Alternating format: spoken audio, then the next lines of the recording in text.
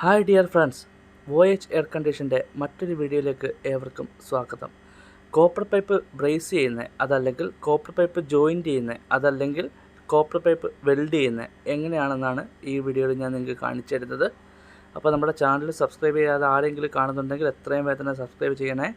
ഒരുപാട് വീഡിയോസ് കാര്യങ്ങളൊക്കെ നേരത്തെ അപ്ലോഡ് ചെയ്തിട്ടുണ്ട്, ഇനി അപ്ലോഡ് ചെയ്തുകൊണ്ടിരിക്കുന്നു. ഡോക്ടറേസി എന്നുള്ള നമ്മുടെ ഇൻസ്റ്റഗ്രാം പേജും കൂടെ പോയി ഫോളോ ചെയ്യുക. ഓക്കെ, അപ്പോൾ നമുക്ക് വീഡിയോയിലേക്ക് കിടക്കാം.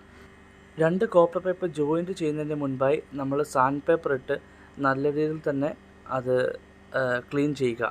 കാരണം അതിൻ്റെ പുറത്ത് ആ സർഫസിൽ പറ്റിയിരിക്കുന്ന എന്തെങ്കിലും ഡസ്റ്റ് കാര്യങ്ങളുണ്ട്, ക്ലാവ് പിടിച്ചിട്ടുണ്ടെങ്കിൽ അതെല്ലാം പോകുന്നതിന് വേണ്ടിയാണ്. എന്നാലായിരിക്കും നമ്മുടെ പ്രോപ്പറായിട്ട് ബ്രേസിങ് കറക്റ്റായിട്ട് വരുന്നത്. അതല്ലെന്നുണ്ടെങ്കിൽ പുറത്ത് മാത്രം ജസ്റ്റ് പറ്റുകയും കറക്റ്റ് രീതിയിൽ ആ റാഡ് കാര്യങ്ങൾ ഒഴുകി വീഴാതിരിക്കുകയും തുടർന്ന് പിന്നീട് ലീക്കാകാനൊക്കെ സാധ്യതയുണ്ട്. അപ്പോൾ അങ്ങനെ നമ്മളത് ക്ലീൻ എല്ലാം ചെയ്തതിന് ശേഷം ഒരു തുണി കൊണ്ട് തുടച്ചതിന് ശേഷം നമ്മുടെ വെൽഡിങ് സെറ്റ്, ചെറിയൊരു പോർട്ടബിൾ വെൽഡിങ് സെറ്റാണ് ഇപ്പം ഞാനിവിടെ ഉപയോഗിക്കുന്നത്. ഈ പോർട്ടബിൾ വെൽഡിങ് സെറ്റാകുമ്പോൾ നമുക്ക് എല്ലായിടത്തും കൊണ്ടുപോകാനൊക്കെ എളുപ്പമാണ്. അസറ്റിലിൻ ഓക്സിജനുള്ള വലിയ വെൽഡിങ് മെഷീൻ ഉപയോഗിക്കുന്നതായിരിക്കും ഏറ്റവും കൊണ്ട് നല്ലത്. പെട്ടെന്ന് നമ്മുടെ ജോലി കഴിയും. പക്ഷേ എല്ലായിടത്തും കൊണ്ടുപോകാനായിട്ട് ബുദ്ധിമുട്ടല്ലേ.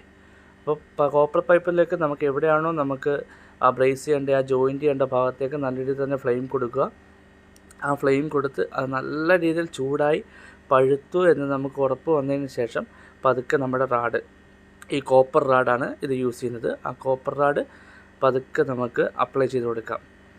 നമ്മൾ അപ്ലൈ ചെയ്യുമ്പോൾ ഒരു സൈഡ് മാത്രമായിട്ടല്ല ചെയ്യേണ്ടത്, കറക്റ്റ് ഫുൾ റൗണ്ടിൽ അത് വേണം. കണ്ടോ, ഇപ്പം നിങ്ങൾ സൂക്ഷിച്ച് നോക്കിയാൽ അത് മനസ്സിലായി.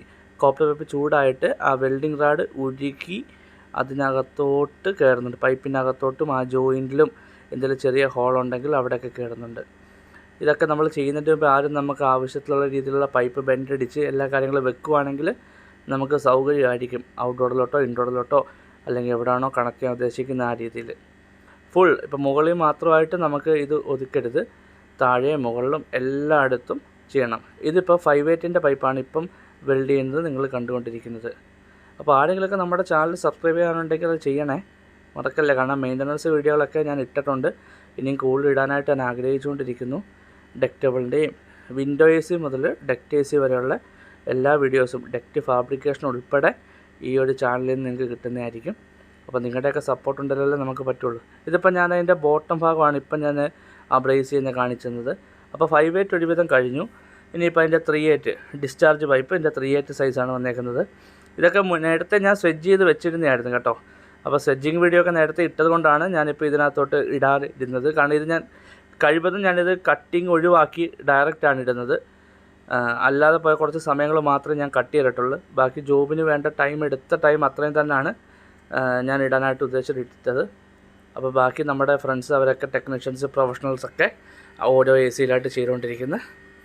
അപ്പോൾ എല്ലാവർക്കും ഈ വീഡിയോ ഇഷ്ടമായി എന്നൊക്കെ ഞാൻ വിചാരിക്കുന്നു. ഇപ്പോൾ ആർക്കെങ്കിലും എന്തെങ്കിലുമൊക്കെ ഇനിയുള്ള സംശയങ്ങളുണ്ടെങ്കിൽ എൻ്റെ ഫോൺ നമ്പറൊക്കെ ഇതിനകത്ത് അവൈലബിൾ ആണ്. അപ്പോൾ നിങ്ങളങ്ങനെ വിളിക്കുക, ഏത് സമയത്തും വിളിക്കാൻ കുഴപ്പമൊന്നുമില്ല. ഞാനിപ്പം വർക്ക് ചെയ്യുന്നത് എവിടെയാണ് പലരും ചോദിച്ചു. ഞാൻ മസ്കറ്റ് ഒമാനിലാണ് ഞാനിപ്പോൾ വർക്ക് ചെയ്യുന്നത്. അപ്പോൾ ടാറ്റാ, ബൈ ബൈ, പിന്നെ കാണാം.